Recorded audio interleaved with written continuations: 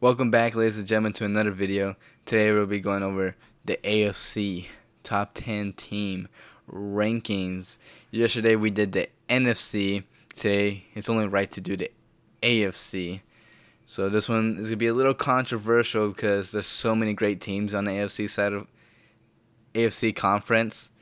And yeah, it's going to be fun, controversial. Let's get it. Kansas City Chiefs, let's be real, they are the best team in the AFC.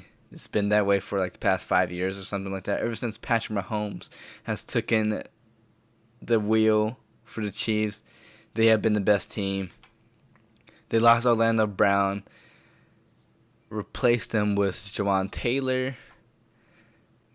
They filled in position needs in the draft. They got Rice from SMU. He's going to fill in that Juju Smith-Schuster role. And then Osamu from Kansas City State. He's an edge rusher. And he's going to fill Frank Clark's role. And then the Chiefs are the kings of the AFC. That's really all that needs to be said.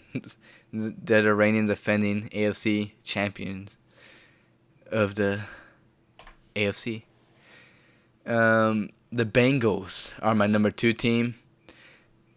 Bengals, they stole Orlando Brown from the Chiefs. Added role players, Sidney Jones and Irv Smith. And then they had one of the best draft classes this year. For me, they were number 3 overall ranked. And I think majority of the people have them top 5. The only question is, can they beat the Chiefs? Joe Burrow, Jamar Chase, and all them boys came very close to beating the Chiefs last year. Controversial ending. And yeah, they beat them once. And they've been really competitive against the Chiefs in the regular season and in the postseason. But it really matters about the postseason if you can beat the Chiefs, because those are the big games. Those are the games that people remember, you know. So can the Bengals beat the Chiefs in the postseason? Mainly championship game. The Bills, man. They lost Edmonds. They re-signed their guys, Poyer and Milano, and they signed Damian Harris. They had a solid draft. They didn't have like a deep draft. They only had a couple picks, but they selected players that they really needed. And Torrance is a guard from Florida.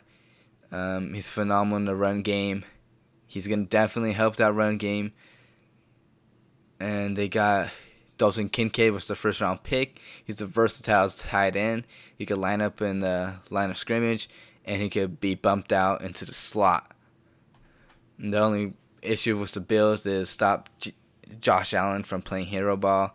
Josh Allen had a phenomenal beginning of the year last year. Then he slowly started to, fall apart, making bad decisions, trying to, hold the ball for too long, and all that stuff. But the issue really starts was being one-dimensional, Only being able to pass the ball is not the way to win, those big games. You have to be able to run the football and pass the ball. The Bills have been the Bills have been struggling to run the football for the past couple of years. This year they add Torrance and Damian Harris. So let's see if they can do it this year. And hopefully Josh Allen doesn't make bad decisions down the line. Number 4, I have the Miami Dolphins. They traded for Jalen Ramsey. One of the top 5 corners in the league. They got even faster in the draft was Devin and Cade, and they gained versatility in the DB position was Cam Smith.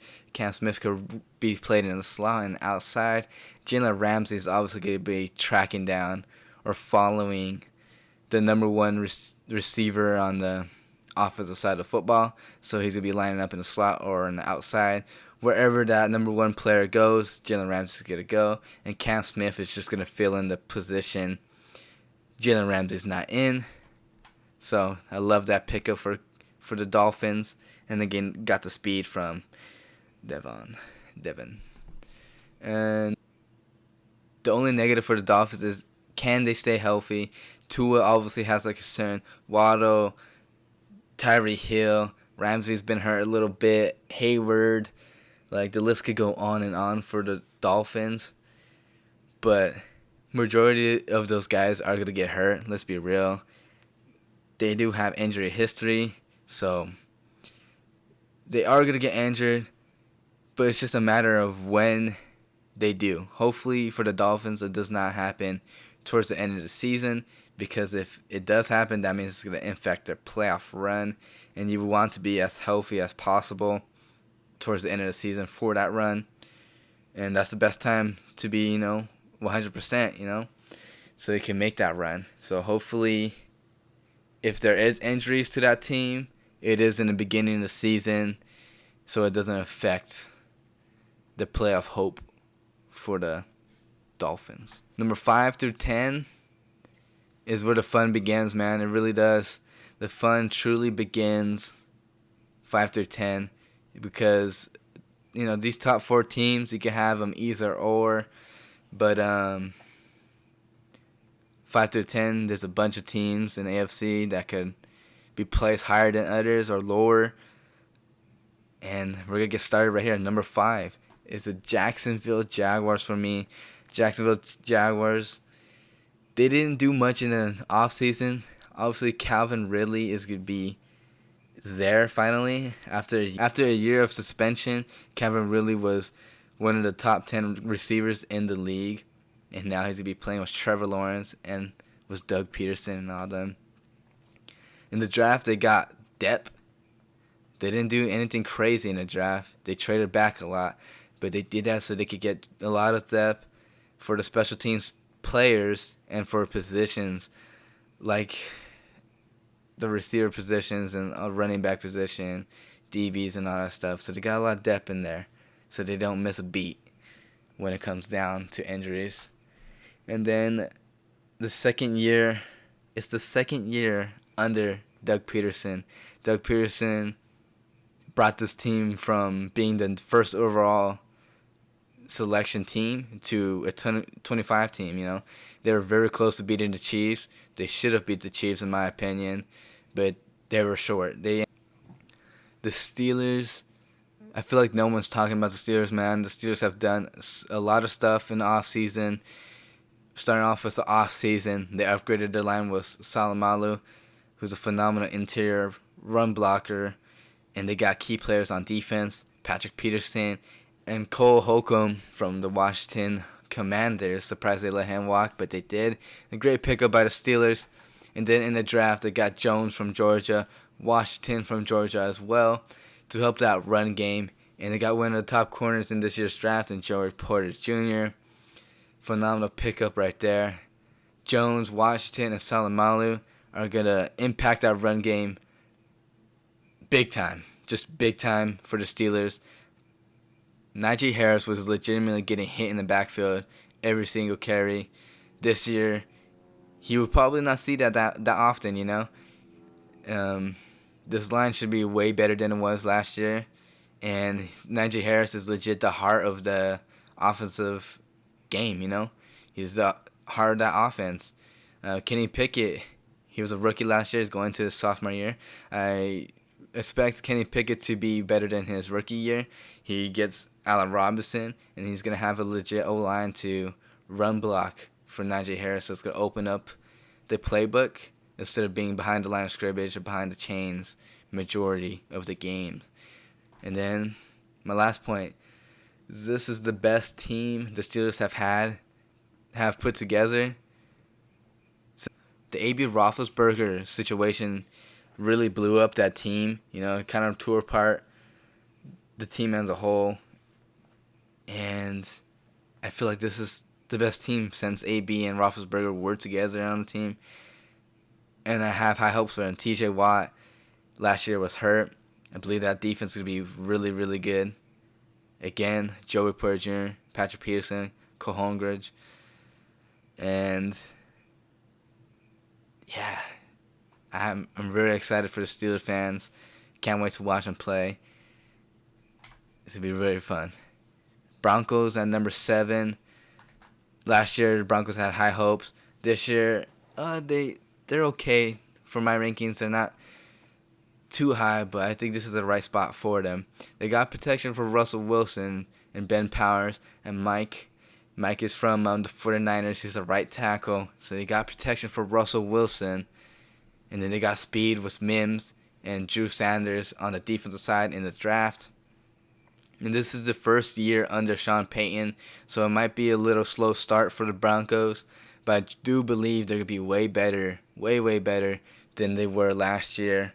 Sean Payton is a phenomenal coach, good offensive coach.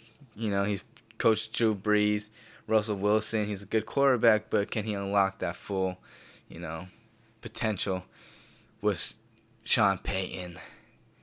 And this is the first time I believe Russell Wilson's getting protection with Powers and Mike.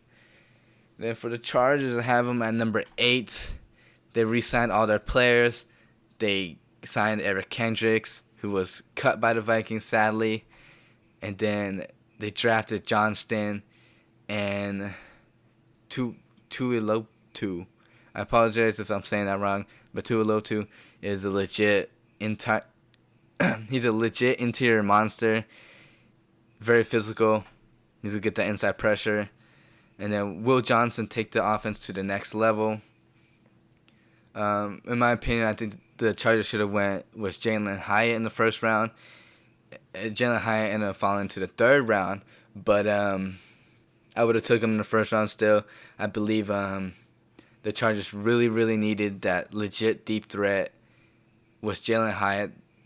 And you could say they got that with Davis, but Davis, he has inconsistent hands. And Jalen Hyatt, you know damn well he's going to catch the football and he's going to get legit deep, pressure on those DBs back there. And I just thought Hyatt and Herbert would be a phenomenal duo, but instead we get Johnson. So can Johnson impact the same way that I believe Hyatt would have on the Chargers? And the New York Jets have at 9. I'm pretty sure everybody has them at number 4. But for me, I have them at 9. They traded for Aaron Rodgers. They signed Lazard as well. They also signed a couple other guys. Recently, I think was Rondo Cobb. They got some protection for him and Joe Tutman. And then edge pressure from Will McDonald. I said Tutman, but it's Titman. Excuse me. Does he have to protect Aaron Rodgers? And does he have that deep arm still? Does he have that deep ball capability? Yeah. A reason why I don't like the Jets is because I feel like they're legitimately building the Packers just on the AFC, in the AFC. They have a phenomenal running back in Hall. Packers have Aaron Jones. They got Garrett Wilson, who's a phenomenal receiver. Packers had Devontae Adams, and then you brought Alex. His name's Alex Lazard, right? I think his first name's Alex, but you got Lazard. He was on the Packers as well, and your O-line's probably not up to par as the Packers, but it's up there. It's decent. You just have an older Aaron Rodgers. That's just the difference right there. He's just older. Your defense is pretty solid. You have Sauce Gardner. D-line's pretty okay. Linebacker position, Mosley, he gets hurt a lot. But, yeah, it's just the AFC is very competitive. The Jets, to me, need a little bit more. And Aaron Rodgers is older, so I don't believe he could do it. I just don't believe he could. And then for number 10... I got the Ravens. Ravens are built really well. They got the deal done with Lamar Jackson in free agency. It took a while, but they did it. And they got weapons for Brown. They got weapons for Lamar Jackson. OBJ and Zay Flowers, both phenomenal receivers. You also have Rashad Bateman on that. You got Rashad Bateman and Mark Andrews, so you have legit weapons. So there should be no complaint for Lamar Jackson. Then my third point is, can Lamar Jackson win more than one playoff game? He's only won one playoff game his whole career. He has not been in big games, and even in college. He wasn't in any big games in college. That's the negative for Lamar Jackson. Can he play in the big games? And I'm gonna say no, he can't. He just can't. There's only one playoff game so far. He has all the weapons he needs. His O-line's pretty good. The defense is really good. So you have no excuse for Lamar Jackson anymore. There's no excuse for Lamar Jackson. If he can't do it, he can't do it. But Lamar Jackson has the chance to prove everybody wrong, Prove all those haters wrong like me, prove all the people who are, just prove everybody wrong, or prove all those media people saying, oh, he deserves that money and stuff like that. Prove those guys right, but I don't see it happening. I don't think it will. I think they will make playoffs, but I don't think they will win one. I think the AFC is too good, and I think in the playoff game they will lose. But OBJ, Zay Flowers, Mark Andrews, Rashad Bateman, legit players right there. Lamar Jackson, phenomenal talent, but I compare Lamar Jackson to John Morant.